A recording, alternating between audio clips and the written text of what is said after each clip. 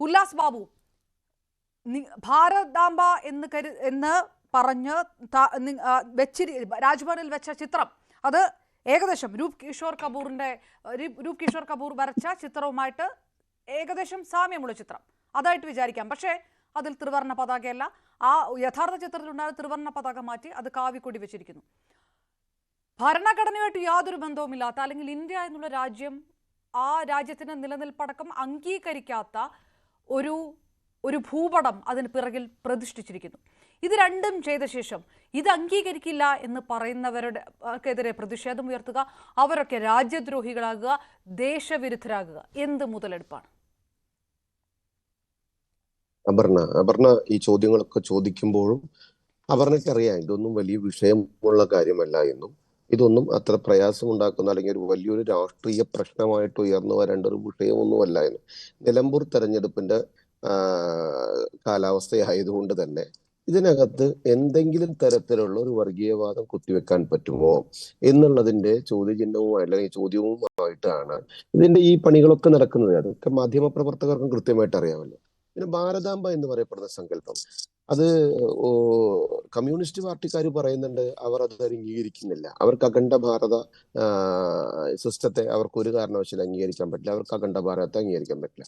കോൺഗ്രസ്സുകാർ പറയുന്നു ഞങ്ങൾക്കും അഖണ്ഡ ഭാരതത്തെ അംഗീകരിക്കാൻ വേണ്ടെന്നേ. ഞങ്ങളെ സംബന്ധിച്ചിടത്തോളം തകർന്ന കമ്മ്യൂണിസ്റ്റും തളരുന്ന കോൺഗ്രസും അംഗീകരിച്ചില്ല എങ്കിലും ഞങ്ങൾ ഭാരതാംബ എന്ന് പറയപ്പെടുന്ന അഖണ്ഡ ഭാരത സങ്കല്പത്തെ പരിപൂർണമായിട്ട് വിശ്വസിക്കുന്നു. അഖണ്ഡ ഭാരത സങ്കല്പം ഞങ്ങൾ മാത്രമല്ലെന്ന്, ഇതൊക്കെ മുന്നേ നമ്മുടെ പൂർവികന്മാർ വളരെ കൃത്യമായിട്ട് തന്നെ ഈ അഖണ്ഡ ഭാരത സങ്കല്പമുണ്ട്. അതിൽ അപർണ എന്നോട് ചോദിച്ച ചോദ്യത്തിലും തെറ്റുണ്ട്. നോക്കൂ, നമ്മളൊരു കാലഘട്ടത്തിൽ നമ്മുടെ ഇന്ത്യ വിഭജനം 47 നടക്കുന്ന സമയത്ത് നമ്മൾ അനുഭവിച്ച വേദന, നമ്മുടെ പൂർവികന്മാർ അനുഭവിച്ച വേദന അത് ചെറുതല്ല. കോടിക്കണക്കിന് ആളുകൾക്കാണ് പ്രയാസം ഉണ്ടായത്. ആ അഖണ്ഡ ഭാരത സങ്കല്പത്തെ ബഹുമാനിക്കുന്നത് കൊണ്ടോ അതിനെ അംഗീകരിക്കുന്നതുകൊണ്ടോ അഖണ്ഡ ഭാരത സങ്കല്പം ഉണ്ടാകണമെന്ന് ആഗ്രഹിക്കുന്നത് കൊണ്ടോ ഒരാൾക്കും തെറ്റു പറയാൻ പറ്റില്ല. അതെന്തെങ്കിലും ഭരണഘടനാ വിരുദ്ധമാണോ? അങ്ങനെ നിങ്ങൾ കാണുന്നുണ്ടോ? പിന്നെ കാവിക്കൊടി RSSന്റെ ഫാക്ടറിയിൽ RSS ഉണ്ടാക്കിയതല്ല ഭരണ. RSS ഒക്കെ ഉണ്ടാവുന്നതിനേക്കാൾ എത്രയോ വർഷങ്ങൾ മുൻപ് കാവിക്കൊടിയുണ്ട്. ഇരട്ടവാലുള്ള കാവിക്കൊടിയുണ്ട്. അത് ഭാരതം വായിച്ചു നോക്കിയാൽ നിങ്ങൾക്കറിയാം, രാമായണം വായിച്ചു നോക്കിയാൽ നിങ്ങൾക്കറിയാം. അതൊക്കെ നമ്മുടെ ഭാരതത്തിന്റെ പൂർവ്വ സംസ്കാരത്തിന്റെ ഭാഗമായിട്ടുള്ള ഒരു കൊടിയാണ്. അതിലൊന്നും എന്ത് തെറ്റുള്ളത്? പിന്നെ ഇവർ പറഞ്ഞു ഭാരതമാതാവിന്റെ ചിത്രം നോക്കൂ, അദ്ദേഹം പറഞ്ഞതിൽ ഒരു വ്യത്യാസമുള്ളത്, അത് അഭിനേന്ദ്ര ടാഗോർ വരച്ച ആ ചിത്രം അത് ബംഗാ മാത എന്ന് പറയപ്പെടുന്ന ആശയത്തിന്റെ അടിസ്ഥാനത്തിൽ വരച്ചാണ്. അങ്ങനെയാണ് അത് പ്രചാരത്തിൽ വന്നത്. പിന്നീട് അത് സ്വാമി വിവേകാനന്ദന്റെ ശിഷ്യയായിട്ടുള്ള ഭഗിനി നിവേദിതയാണ് അതിന് ഭാരത് മാത എന്ന രീതിയിലേക്കുള്ള ഒരു പ്രചരണം ഉണ്ടാകുന്നത്. ആയിക്കോട്ടെ, ബങ്കിം ചന്ദ്ര ചാറ്റർജിയുടെ എഴുത്തിന്റെ അടിസ്ഥാനത്തിൽ വന്ന വന്ദേ മാതര ഗാനത്തിലാണ് ഒരു സ്ത്രീ സങ്കല്പത്തിന്റെ ഭാഗമായിട്ട് വളരെ കൃത്യമായിട്ട് അന്നത്തെ കാലഘട്ടത്തിൽ ദുർഗയായും എന്താ പറയാ വളരെ ശക്തിയുള്ള ഒരു മാതാവായിട്ടും ഭാരതത്തെ സങ്കല്പിക്കുകയും ആ സങ്കല്പിക്കുന്ന ഭാരത മാതാവിനെ അംഗീകരിക്കുകയും ബഹുമാനിക്കുകയും ചെയ്തു പോകുന്നുണ്ട്. അത് ലാലാ ലജ്പത് റായി ആയിക്കോട്ടെ, ഗോപാലകൃഷ്ണ ഗോഖലെ ആയിക്കോട്ടെ, അതേപോലെ തന്നെ മഹാത്മാഗാന്ധി ആയിക്കോട്ടെ, ഈവൻ നെഹ്റു വരെ അത് പരിപൂർണമായിട്ട് അംഗീകരിച്ചു വന്നിട്ടുണ്ടെന്ന്. ഇതിലൊന്നും ആർക്കും പ്രയാസവും ഉണ്ടായിട്ടില്ല, പ്രതിസന്ധിയും ഉണ്ടായിട്ടില്ല, അതിനകത്തൊരു വിഷമവും ഉണ്ടായിട്ടില്ല. ഇവിടെ ഇതൊരു ചർച്ചയാകുന്നത് ഭാരതാംബയെ പൂജിക്കുന്നു അല്ലെങ്കിൽ ഭാരത മാതാവിനെ അംഗീകരിക്കുന്നു എന്ന് പറയപ്പെടുമ്പോൾ രാജ്ഭവനിലോ നിങ്ങളത് നിങ്ങളുടെ കാര്യാലയങ്ങളിൽ പൂജിക്കൂ. രാജ്ഭവനിലോ പൂജിക്കുന്നത്? രാജ്ഭവൻ ഏത് രാഷ്ട്രീയ പാർട്ടിയുടെ കുത്തകയാണ്?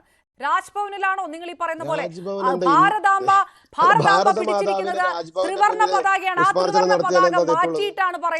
ആ ത്രിവർണ്ണ പതാക മാറ്റിയിട്ടാണ് പറയുന്നത്, കാവി പതാകയ്ക്ക് കുഴപ്പമില്ല എന്ന്. ഇത് സ്വാതന്ത്ര്യ സമരകാലത്താണെങ്കിൽ നിങ്ങൾ ആ ത്രിവർണ്ണ പതാകയോട് കൂറ് കാണിക്കണ്ടേ? ആ പതാക മാറ്റിവെച്ചിട്ട് ഇത് കുഴപ്പമില്ല എന്ന് പറയാം. അത് നിങ്ങളുടെ താല്പര്യത്തിനാകാം. അത് രാജ്ഭവൻ പോലുള്ള ഒരു ഭരണഘടനാ സ്ഥാപനത്തിനകത്താകണമോ എന്നാണ് ചോദ്യം. രാജ്ഭവനിലാണെങ്കിലും എവിടെയാണ് എങ്കിലും ഭാരത മാതാവിനെയും ഭാരതത്തെയും ഉൾക്കൊള്ളേണ്ടതും അഖണ്ഡ ഭാരതത്തെ ഉൾക്കൊള്ളുന്നതിനും ഒരു വിരോധവുമില്ല. ഏത് ഭരണഘടനയിലാണ് അഖണ്ഡ ഭാരത സങ്കല്പത്തെ ഉൾക്കൊള്ളാൻ പാടില്ല എന്ന് എഴുതി വെച്ചിട്ടുള്ളത്? സന്തോഷം അഖണ്ഡ ഭാരതത്തെ ഉൾക്കൊള്ളുന്നത് അഡ്വക്കേറ്റ് ഉല്ലാസ് ബാബു, ഇന്ത്യയുടെ ഭരണഘടന വായിച്ചിട്ടില്ലേ? അത് അതിർത്തി മര്യാദകളെ പാലിക്കുന്നതാണ്, അത് അംഗീകരിക്കുന്നതാണ്. പാകിസ്ഥാനും അഫ്ഗാനിസ്ഥാനും ഒക്കെ പഴയ കാലത്തെ അഖണ്ഡ ഭാരതത്തിന്റെ ഭാഗമാണെന്ന് കരുതി അത് കൂട്ടിച്ചേർത്ത് വെക്കുന്നതല്ല. അത് ഏത് ആ ഭരണഘടനയാണ് സങ്കല്പം അംഗീകരിച്ചിട്ടുള്ളത്? ആ സങ്കൽ അപർണയെ, ഭരണഘടനയിൽ 1,40,45,000 വാക്കുകളാണ് ഉള്ളത്. ആ 1,40,45,000 വാക്കുകളിൽ അപർണ പറയുന്ന രാജ്ഭവൻ എന്ന് പറയപ്പെടുന്ന വാക്ക് പോലുമില്ല. അത് വിചാരിച്ചൊരു രാജ്ഭവൻ ഭരണഘടന വിരുദ്ധമാണോ? നമ്മുടെ കേരളത്തിന്റെ ആനകൾ, ആനകളുടെ ചിഹ്നമുണ്ട് കേരളവുമായി ബന്ധപ്പെട്ട്. അത് ഭരണഘടനയിൽ പറഞ്ഞിട്ടുണ്ട്. അത് വിചാരിച്ചത് ആന്റി ഭരണഘടനയാണോ? അപ്പൊ നമ്മളൊരു വിഷയത്തെ കൈകാര്യം ചെയ്യുന്ന സമയത്ത് അതൊരു രാഷ്ട്രീയപരമായിട്ട് കൺവെർട്ട് ചെയ്ത് കൊണ്ടുവന്ന് 4 ചർച്ചകൾ ചെയ്യുക എന്നുള്ളതല്ല. അതിനകത്ത് കണ്ടന്റ് എന്താണെന്ന് മനസ്സിലാക്കണം. ഭാരതമാതാവ് സങ്കല്പത്തിൽ ഭാരതത്തെ മാതാവായും ഭാരതത്തെ അംഗീകരിക്കുകയും അതിനൊരു സ്ത്രീ സങ്കല്പത്തിൽ കാണുകയും ചെയ്യുന്ന അത് അത്ര തെറ്റായിട്ടുള്ള കാര്യമൊന്നുമല്ല. അത് ഭരണഘടന വിരുദ്ധവുമല്ല. അത് ഭാരതമാതാവിനെ ബഹുമാനിക്കുന്ന ഭാരതത്തെ അമ്മയായി കാണുന്നു എന്ന് പറഞ്ഞാൽ എന്താണ് തെറ്റുള്ളത്? ഇപ്പൊ നോക്കട്ടെ, ഞാനൊരു കാര്യം ചോദിച്ചോട്ടെ. ഇവിടെ നിങ്ങൾ ആ ത്രിവർണ്ണ കമ്മ്യൂണിസ്റ്റ് പതാക പാർട്ടി മാറ്റിയ ഒരു ഭാരതാംബയാണ് കാണിക്കുന്നത്. ഈ സ്വാതന്ത്ര്യ സമരകാലത്ത് ഈ ആനന്ദമഠത്തിന്റെ കാലം മുതലാണെങ്കിൽ അതിൽ ഈ പറഞ്ഞ രൂപ് കിഷോറിന്റെ കാലം വരെയാണെങ്കിൽ ത്രിവർണ്ണ പതാക ഉയർത്തിപ്പിടിച്ച ഭാരതാംബ, ആ ഭാരതാംബയുടെ ചിത്രമാണ് നിങ്ങൾ ആധാരമാക്കുന്നത്. ആ പതാക നിങ്ങൾ സൗകര്യപൂർവ്വം മാറ്റി. നിങ്ങൾ അവിടെ ഒരു കാവി പതാക ഞങ്ങൾക്ക് എന്തിനും സ്വാതന്ത്ര്യമുണ്ട് എന്ന് പറയുമ്പോൾ ഇതൊക്കെ തെറ്റിദ്ധാരണാജനകമായിട്ടുള്ള ജനങ്ങളിലേക്ക് അനാവശ്യമായിട്ടുള്ള ഒരു ചർച്ച അപർണ ഉണ്ടാക്കുന്നതാണ്. അപർണത്തിന്റെ ചരിത്രം എടുത്തു നോക്കിക്കഴിഞ്ഞാൽ ഇരട്ടവാലുള്ള കാവ്യ എന്ന് പറയപ്പെടുന്നത് RSSന്റേതല്ല അപർണ. അത് നിങ്ങൾ തെറ്റിദ്ധരിപ്പിക്കപ്പെടുന്നതാണ്. നോക്കൂ, ത്രിവർണ്ണ പതാക ഉണ്ടാകുന്നതിനേക്കാൾ മുൻപ് തന്നെ ഇതേപോലെ ത്രിവർണ്ണ പതാകയോട് ഇത്ര ഭ്രഷ്ട എന്തുകൊണ്ടാണ് ത്രിവർണ്ണ പതാക? അത് അപർണയുടെ അറിവ് കുറവെന്ന് ഞാൻ വിളിക്കുന്നില്ല. മനഃപൂർവ്വമായിട്ടുള്ള അറിവ് കുറവ് അഭിനയിച്ചുകൊണ്ട് ചോദിക്കുന്ന ഒരു ചോദ്യമല്ലേ? ആ കൃത്രിമ ചോദ്യത്തിന് ഉല്ലാസ് ബാബു എന്തിനു മറുപടി പറയണം?